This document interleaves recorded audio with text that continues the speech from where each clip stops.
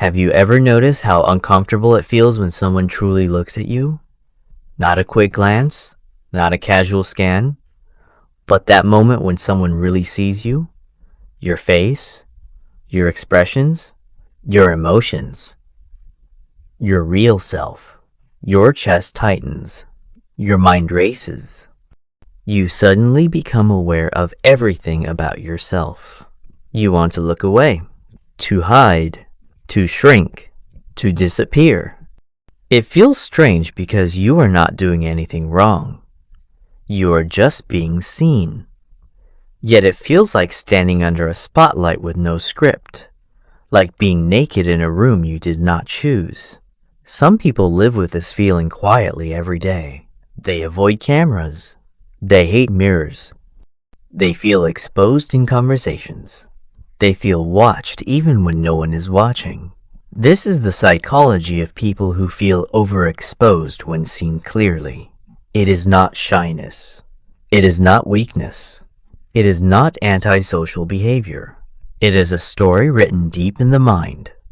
And once you understand it, everything starts to make sense. 1.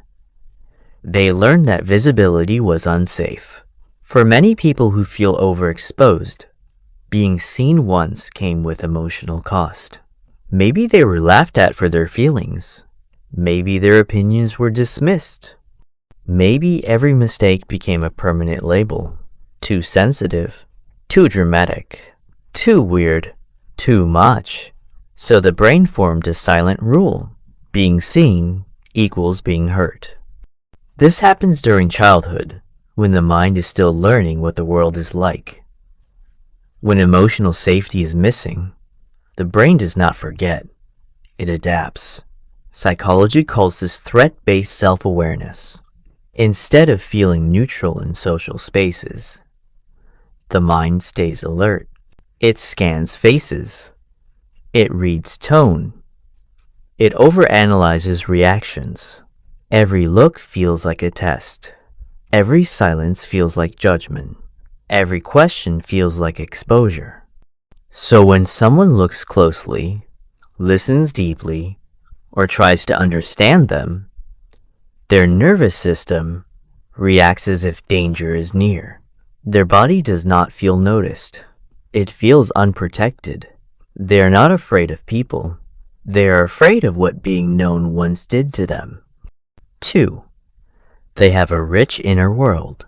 People who feel overexposed often live more inside their minds than outside them. They think deeply. They imagine vividly. They feel intensely. Their inner world is layered, emotional, complex. It is where they process life. It is where they feel safe. It is where they make sense of everything.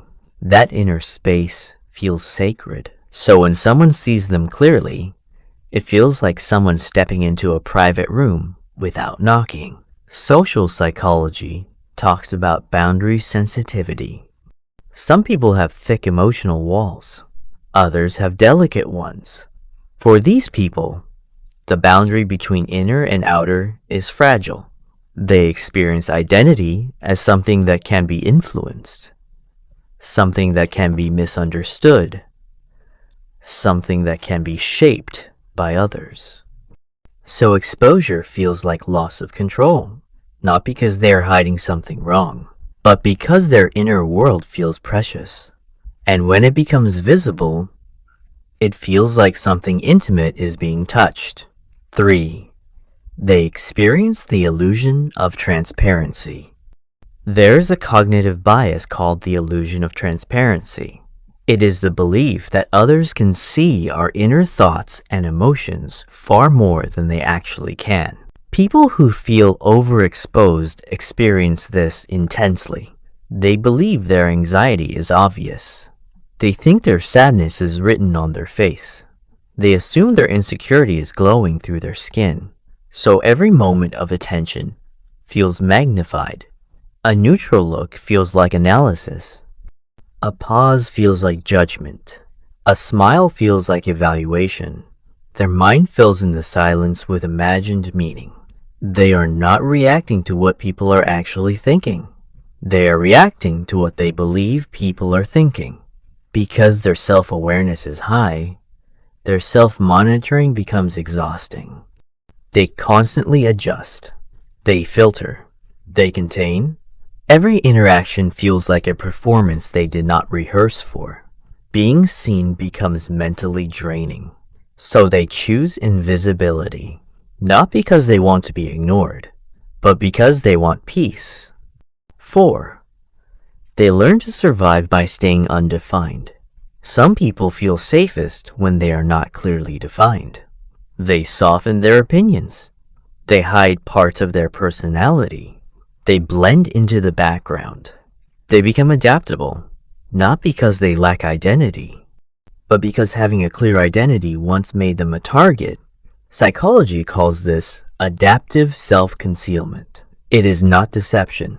It is survival. If no one fully understands you, no one can fully hurt you. If you remain slightly blurred, you remain protected.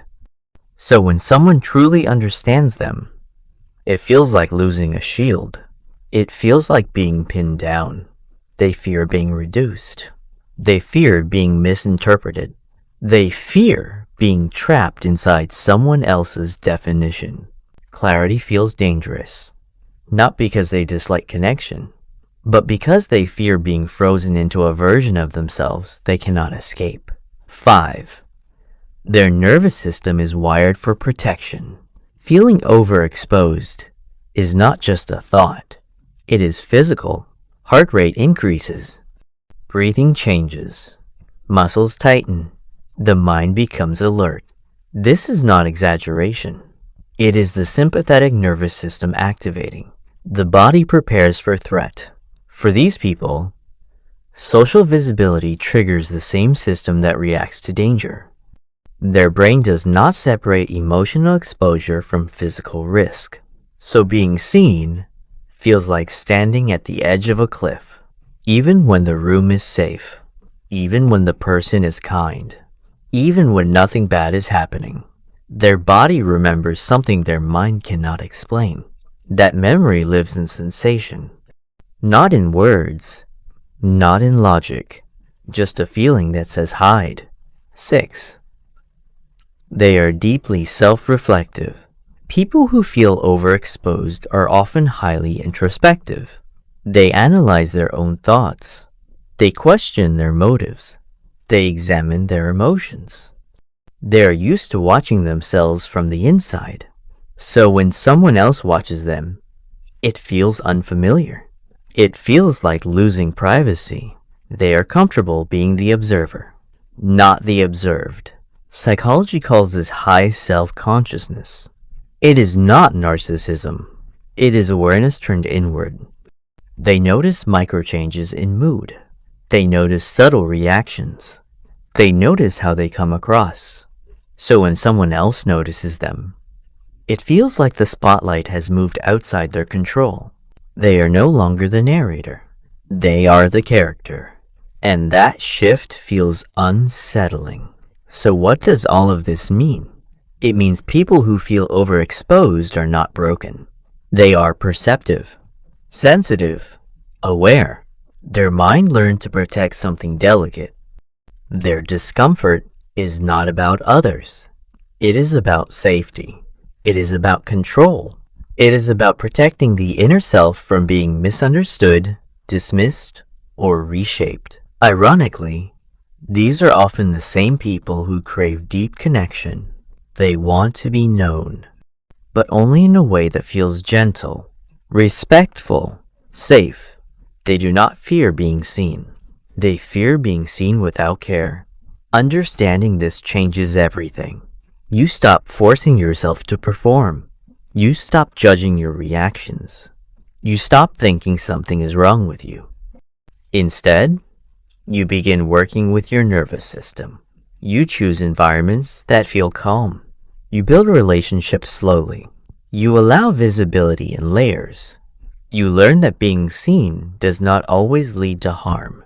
Over time, your body learns a new rule. Visibility can be safe. Being known can be gentle. You do not have to disappear to survive. You can exist as you are. If this video felt like it was describing you, it is because there are many people like you. Quiet, observant, deep, carrying entire worlds inside. You are not invisible. You are just careful with your light. And that is not weakness. That is awareness. If this helped you understand yourself or someone you care about, subscribe for more psychology that speaks to the parts of you most people never see.